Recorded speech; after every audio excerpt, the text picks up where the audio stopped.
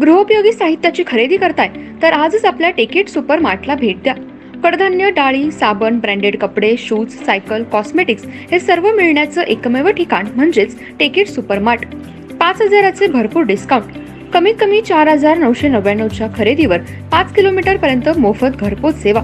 पत्ता पंचवटी चित्रमंदिर जवळ, 3 बत्ती रोड। संपर्क 92 97 97 50 00।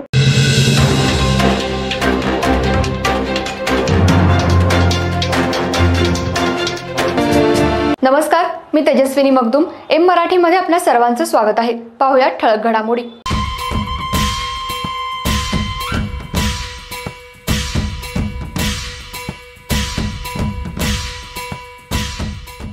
भ्रूणहत्या थांबवण्यासाठी कुटुंब, समाज आणि सरकारला एकत्रित प्रयत्न करावे लागतील। मुलगी ही केवळ कुटुंबाचीच नव्हे तर देशाची शक्ती आहे, याची जाणीव प्रत्येकाला करून देणं ही काळाची गरज आहे, असं प्रतिपादन गर्भस्थ शिशु संरक्षण समितीचे राष्ट्रीय महासचिव श्यामसुंदर मंत्री यांनी केलं। 26 नोव्हेंबर संस्कार दिवस निमित्त इचलकरंजी शहरातील लक्ष्मीनारायण गौसेवा प्रतिष्ठान आयोजित भ्रूणहत्या विषयावर मार्गदर्शन करताना श्री मंत्री बोलत होते। यावेळी गोशाळेत अन्नकूट महोत्सव देखील आयोजित करण्यात आला होता। या प्रसंगी महाराष्ट्र प्रभारी कृष्णकांत लड्डा, मुंबई महानगर प्रभारी रमेश कुमार काब्रा, इचलकरंजी प्रभारी ब्रुजमोहन काब्रा, विश्व हिंदू परिषदेचे भगतरामजी छाबडा, श्यामसुंदर मर्दा आदी मान्यवरांची प्रमुख उपस्थिती होती।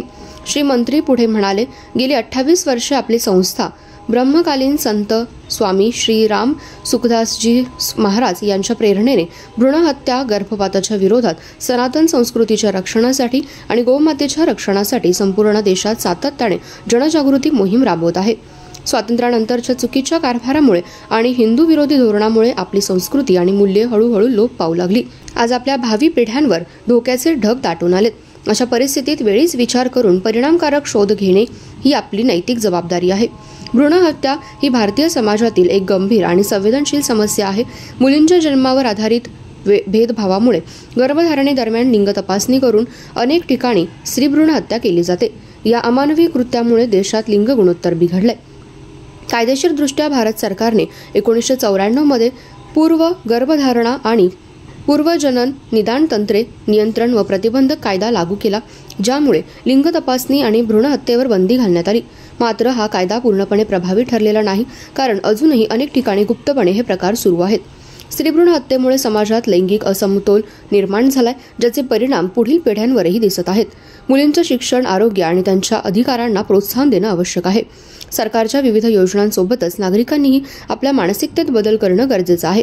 स्वागत शिवजी व्यास यांनी केलं। कार्यक्रमाचं सूत्रसंचालन सुनील मुंदडा यांनी केलं।